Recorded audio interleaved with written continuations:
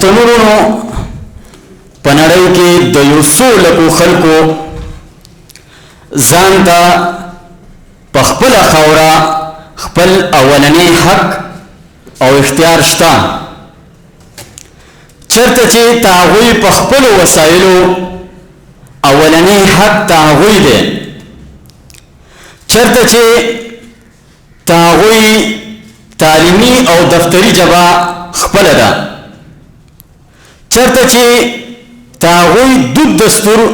د هغوی د قانون برخه دي او چېرته چې میډیا د هغوی ته دود دستور دننه او په خپله ژبه کې ده خو افسوس چې موږ په کروڑونو پښتانه خپله خاوره خو لرو خو په خپله خاوره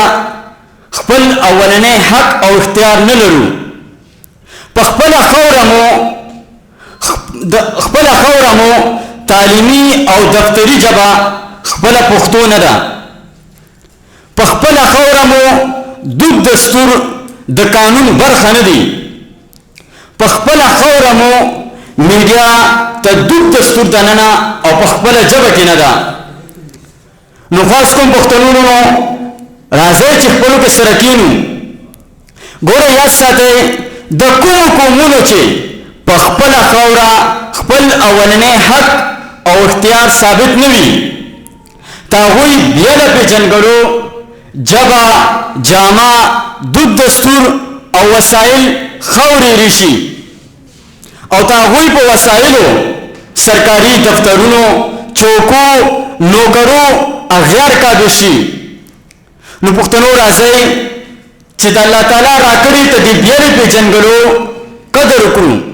او د دې بیلې پېژنګلو د بقا او د پرمختګ دپاره ګامونه پورته کړو چې پښتون قوم هم د دې خپلې بیلې پېژنګلو سره